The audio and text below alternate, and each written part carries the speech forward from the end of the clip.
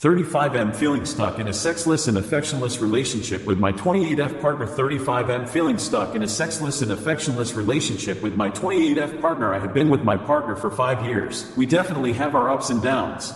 But I will say that outside of sex and affection, we have everything in common. We both love to travel, the outdoors, camping, hiking, mountain biking, and we are a pretty happy-go-lucky couple. The biggest thing missing is intimacy. I have tried more times than I can remember to communicate how important sex/affection is to me, and I have had mixed results over the years. The first time I tried to address it, she laughed at me and mocked me for being so immature. Then it became more positive and we actually discuss it when I bring it up, and she agrees we need to be more intimate. Things will improve for a few months, then back to nothing. I will bring it up, she will agree, it's good for a while, back to nothing. We are currently in a position where it's been over a year since we have had sex, and I now feel awkward to keep bringing it up. If I try and be affectionate, it gets bumped off, then kissing someone and they are not actually kissing you back. We rarely hug or show affection. Sex gets a big swerve if I try and initiate it. Her usual responses are, I have work, I just want to read my book, let's get up and on with our day. She tells me she loves me many times a day and talks about getting married. I have no idea what to do. I love this woman, but how do I improve this situation? Seems petty, but I'm not loving the idea of being in a sexless and affectionless relationship for the rest of my days. Any thoughts or advice would be amazing. Employee loaded wrong, more expensive item into my car. Do I need to return it? Today being Black Friday, I went on a hunt for a pre-lit Christmas tree. Long story short, I ended up visiting 3 different Michaels before buying a tree because the first 2 stores were sold out. Now the third and final store I visited was in the next town over, so a little bit out of my way. The way their system works is that all their trees are on display. When you find the tree you like, you bring a ticket with the tree's SKU up to the front, they ring you up, and an employee goes and grabs the tree for you. So I do exactly that. I find a tree that's in stock, grab a ticket, go to pay, and a nice employee with a dolly loads it in my car. Easy peasy. Except, when I get home and my husband unloads the tree, I realize the employee gave me a nicer, more expensive tree. For reference, the tree I purchased was about $125, and this nicer tree was $199. Realizing the error, I call the store and tell them of their mistake.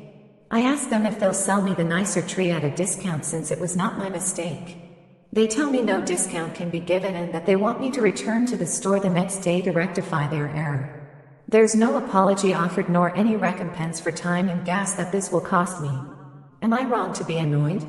What would you do? My family refuses to get to know my BF, me, 20F, and my BF, 18 meters, have been together for almost a year, and my family will not spend time or take the time to get to know him. I try and invoke him and invite him where I can to spend time with them, but they make no effort to engage with him. When he tries to be involved, they just brush him off or give us weird looks. He and I have been great together, but this is driving a wedge between us and I don't know what to do.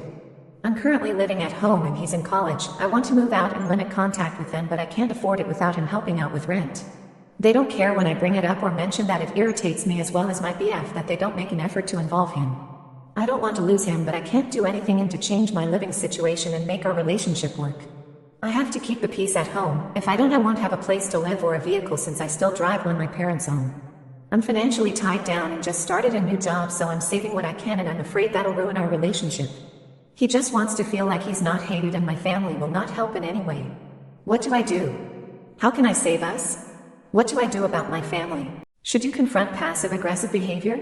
My 27F, dad, 60 meters, got mad that I told him I was uncomfortable with him tossing my shoes in the garage. Later I found that shoe on top of my clean underwear. Basically the garage is like hoarder level with a mess problem, and I just walked past and noticed my shoes were on a pile.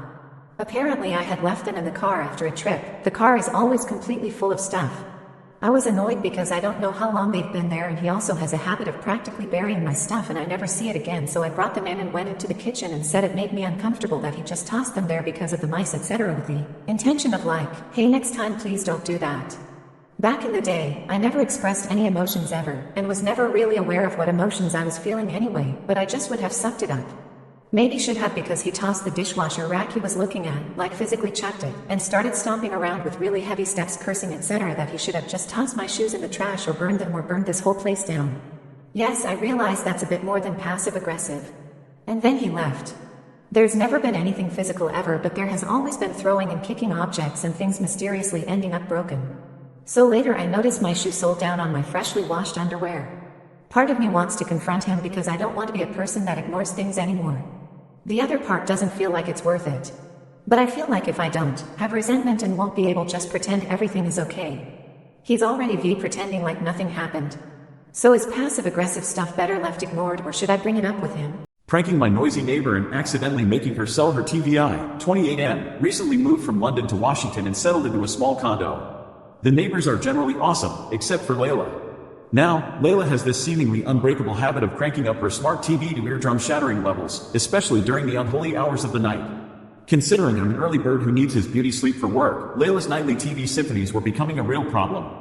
After summoning the courage of 1,000 warriors, I decided to take the neighborly approach and ask Layla if she could lower the volume during the night. Surprisingly, she agreed, and for about a week, peace reigned supreme. However, the serenity was short-lived, and it felt like my destiny was sealed for months of sleepless nights. Now, not wanting to be the neighbor who constantly complains or escalate the matter with condo management, I found myself in a moral quandary. Then came the fateful night when my internet decided to play hide and seek. In sheer frustration, I impulsively started trying to guess everyone's Wi-Fi passwords just for kicks.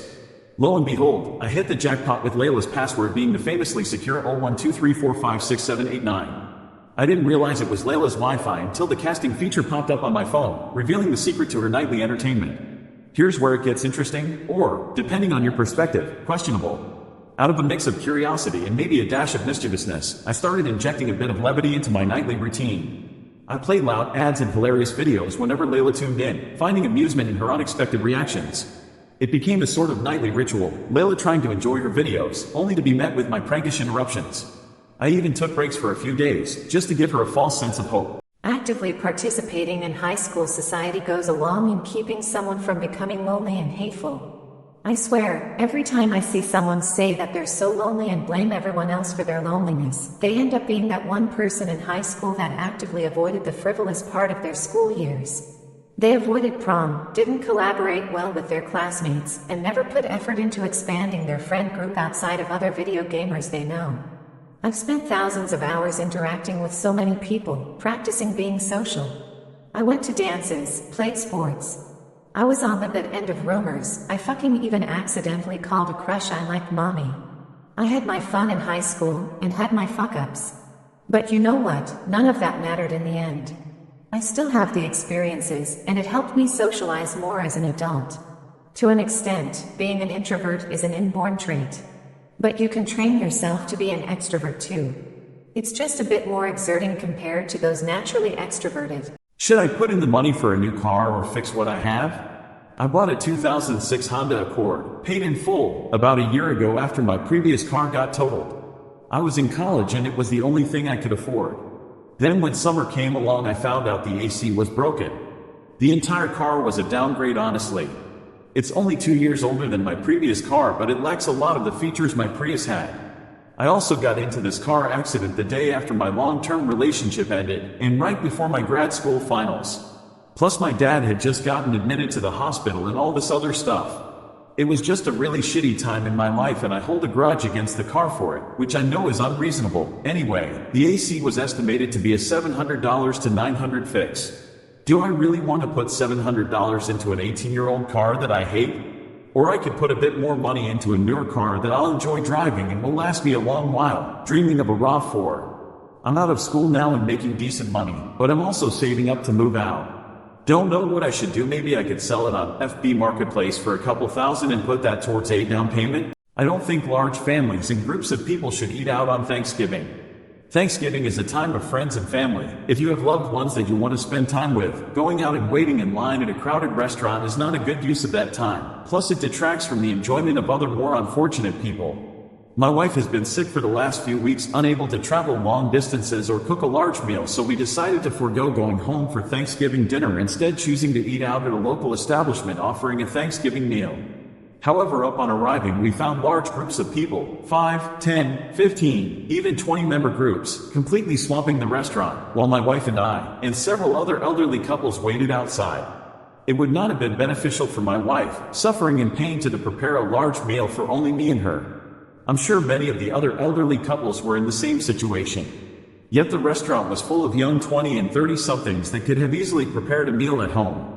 Perhaps it's just a rant, but these young groups of people were completely capable of preparing a home-cooked meal, they were just too lazy to do so.